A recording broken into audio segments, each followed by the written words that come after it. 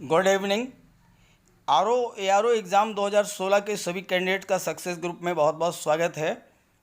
आपके जीएस और हिंदी दोनों ही पेपर्स हो चुके हैं और अब आपको बेसब्री से इंतज़ार होगा इसकी आंसर की का। तो मैं आपके सामने पहले हिंदी आपका जो सेकंड पेपर हुआ है उसकी आंसर की लेकर के आया हूं, क्योंकि आरओ और ARO के एग्ज़ाम में हिंदी का पेपर ही डिसाइडिंग फैक्टर होता है। जिस कैंडिडेट का हिंदी का पेपर अच्छा हो गया उसका सिलेक्शन श्योर है, और अगर आपका हिंदी का पेपर नहीं सही हुआ है तो फिर दिक्कत होती है, क्योंकि जीएस का जो पार्ट है, जीएस के पेपर में ऑलमोस्ट सभी के लगभग बराबर ही होते हैं। जो कैंडिडेट्स क्वालिफाई करते हैं उनके जीएस के मार्क्स में 4-5 अंक से ज़्यादा फ़र्क नहीं होता है, बट हिंदी में बहुत बड़ा डिफरेंस आ जाता है। तो इसलिए मैं पहले आपके सामने हिंदी का ही जो है रख रहा हूँ पेपर। इसके बाद मैं जीएस पार्ट भी टेकअप करूँगा। तो आइए जान लेते हैं इस पेपर का क्या है आंसर की। आई होप आपने पेपर बहुत अच्छे से किया होगा। तो चलिए वीडियो शुरू करते हैं।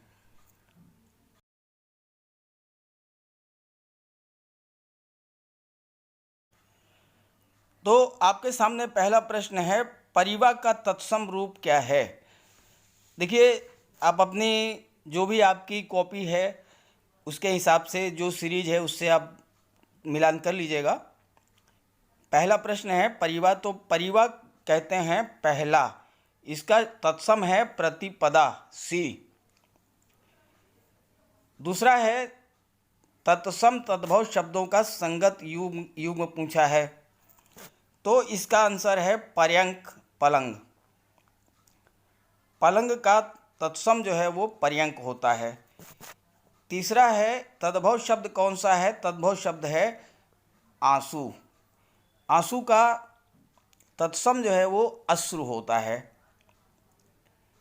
अगला है कपित्त का उद्भव तद्भव शब्द पूछा है, तो कपित्त का तद्भव शब्द होता है कैथा।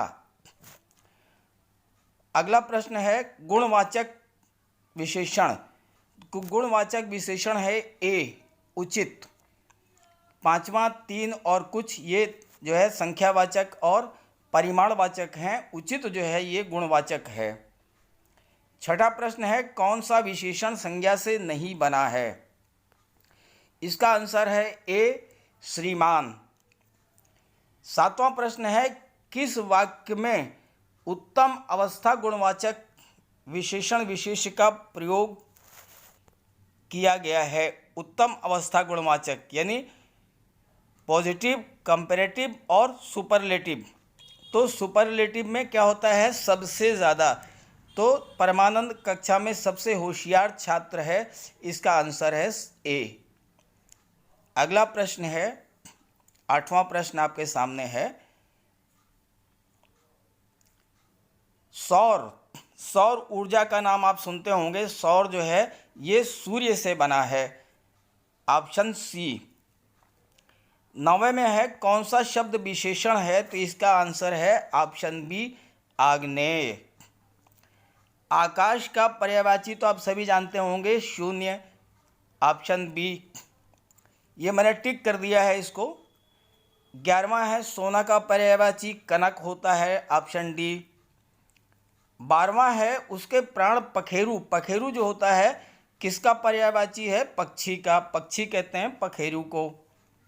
अगला प्रश्न है कौन सा शब्द चंद्रमा का पर्यायवाची नहीं है, तो देखिए इसमें सलिल शब्द जो है ये चंद्रमा का पर्यायवाची नहीं है। सलिल का अर्थ होता है पानी। अगला है कौन सा माता का पर्यायवाची नहीं है, तो इसका अम्ब, अम्बा और जननी ये तीनों ही जो है माता के पर्यायवाची हैं। अम्बु जो होता है ये माता का पर्यायवाची नहीं है, ऑप्शन बी। अम्बु का मतलब होता है पानी।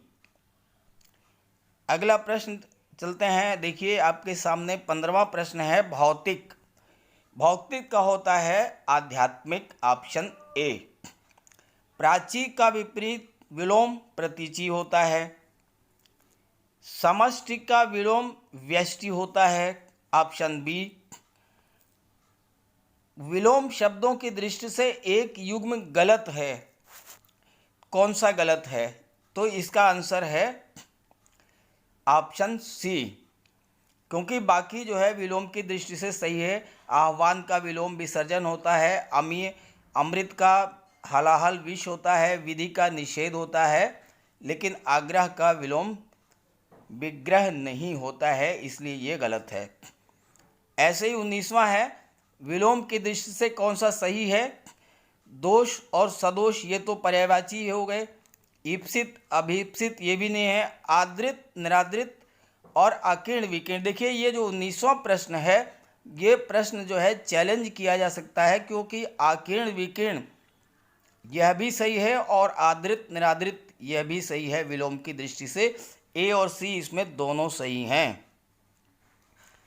शुद्ध वर्तनी वाला शब्द है इसमें देदीप्यमान, ऑप्शन डी। और 21वां है, अशुद्ध वर्तनी वाला शब्द पूछा गया है, तो इसमें है पौराणिक, ये गलत है, पौराणिक होता है, छोटी ई होगा। 22वां है, शुद्ध वाक्य कौन सा है? तो ये मुझसे ये काम संभव नहीं हो सकता, वह बिल्कुल भी बात नहीं करना चाहता, ये कविता अनेक भाव प्रकट करती है, इन दोनों में केवल यही अंतर है। तो इसका जो शुद्ध वाक्य है 22वें का है वो है सी, ये कविता अनेक भाव प्रकट करती है।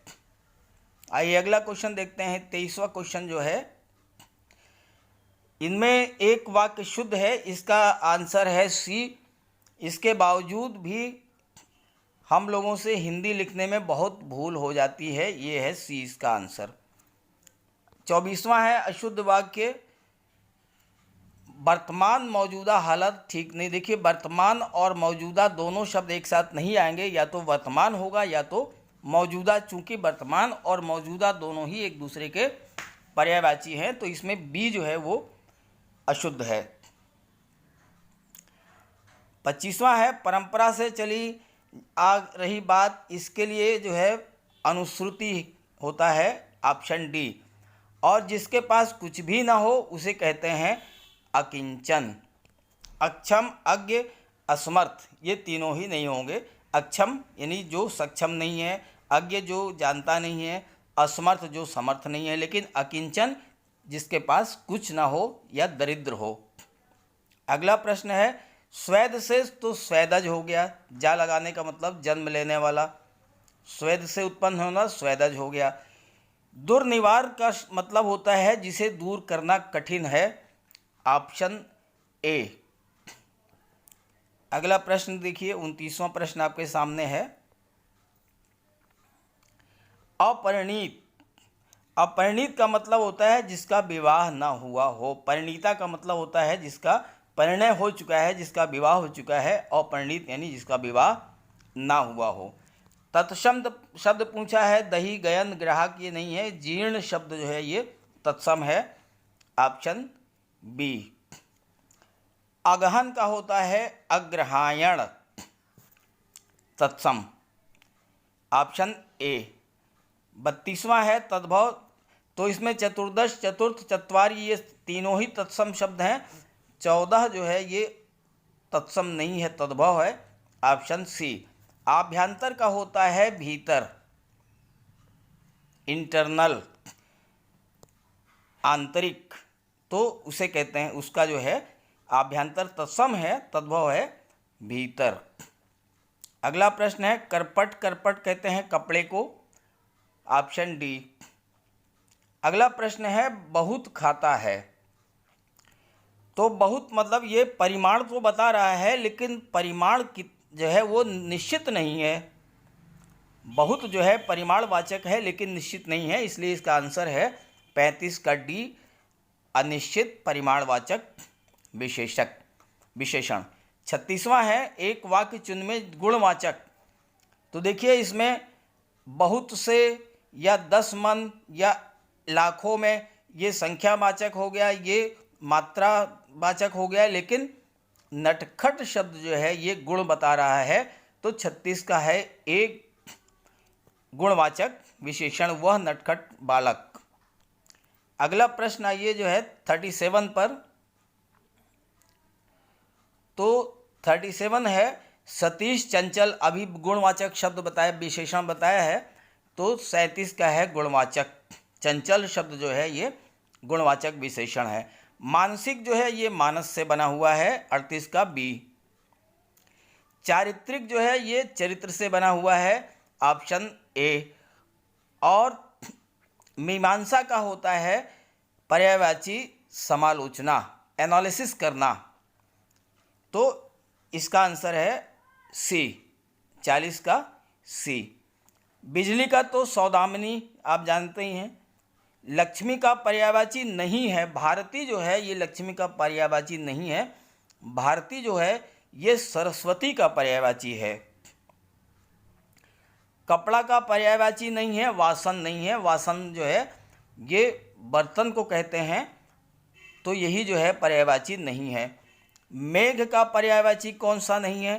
पयोधर, वारिधर, जलधर ये तीनों ही बादल के पर्यायवाची हैं। दामोदर जो है ये पर्यायवाची नहीं है, ऑप्शन डी। 45 का है आविर्भूत का है तिरोभूत, विलोम, ऑप्शन सी। 46 है क्षणिक का होता है शाश्वत, ऑप्शन बी। अगला प्रश्न आइए 47 पर जो है, अग्रज का बहुत सिंपल है, अनुज होता है, ऑप्शन सी। कौन सा युग्म गलत है?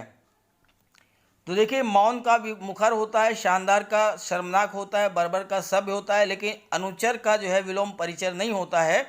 अनुचर और परिचर दोनों एक ही शब्द हैं, एक पर्यायवाची हैं एक दूसरे के, तो ये ऑप्शन डी है इसका आंसर, यही गलत है। ऐसे 49वां में है कौन सा एक युग्म गलत है? तो आच्छादित और परिच्छन ये जो है गलत है, ऑप्शन सी।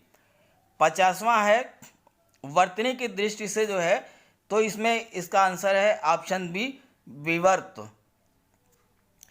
और 51 में आइए, शुद्ध वर्तनी वाले शब्द का है आंसर डी, ज्योत्सना। ज्योत्स आधा ता और आधा सा, ज्योत्सना। और ऐसे ही 52 में है कौन सा अशुद्ध है? कोमलांगी ये सही है, सम्मिलित भी सही है, अनुग्रहित भी सही है, बट उत्कर्षता ये गलत है, ऑप्शन सी। अगला प्रश्न आइए 53, एक शुद्ध है। प्रत्येक विद्यार्थी को चाहिए कि वो हिंदी की अनेक पुस्तकें पढ़े। हर एक शब्द कोई नहीं होता है, हर एक होता है, हर एक शब्द तीनों में है, तो यही गलत है, पहला ही सही है, ऑप्शन ए, प्रत्येक। अगला प्रश्न आइए, क्वेश्चन नंबर 54 है, एक वाक्य अशुद्ध है वो कौन सा है? तो 54 में ध्यान दीजिएगा, उसके घर के पास एक मिठाई की दुकान है, ये गलत है। होना क्या चाहिए? मिठाई की एक दुकान, भाई दुकान एक है ना, मिठाई तो कई सारी हैं। ये कहना कि एक मिठाई यानी केवल रसगुल्ले या केवल बर्फ़ी या केवल लड्डू की दुकान, ऐसा नहीं है, दुकान एक है, तो शुद्ध इसका होगा उसके घर के पास मिठाई की एक दुकान है, इसलिए ये इसका जो है आंसर है सी। जिसका कोई शत्रु नहीं जन्मा, तो ये तो अजात शत्रु आप जानते ही होंगे। खोज करने वाला अन्वेषक होता है, 55 का ए, 56 का ए और 55 का सी। जिसकी ग्रीवा सुंदर हो, सुग्रीव हो गया। जिसका अनुभव इंद्रियों के द्वारा ना हो सके उसे कहते हैं अतीन्द्रिय, ऑप्शन बी। 59 है वाक्यांशों और उसके लिए प्रयुक्त शब्दों के निम्नलिखित में से सही युग्म। तो देखिए इसका है आंसर, जो लौटकर आया हुआ है उसे कहते हैं प्रत्यागत, ऑप्शन डी सही है। जो स्त्री अभिनय करे अभिनेत्री कहते हैं। जो व्याकरण जानता हो वैयाकरणिक होता है, आँखों से परे, प्रत्यक्ष नहीं होता, अप्रत्यक्ष होता है। इसका आंसर है डी, लौट कर आया हुआ प्रत्यागत। और क्वेश्चन नंबर 60 पर आइए, तो तत्सम पूछा है, इसमें जो है ओष्ठ शब्द जो है, ओठ को कहते हैं, तो ओष्ठ जो है ये तत्सम शब्द है, बाकी तीनों तद्भव हैं। तो ये हिंदी के 60 प्रश्नों के उत्तर मैंने आपको बता दिए।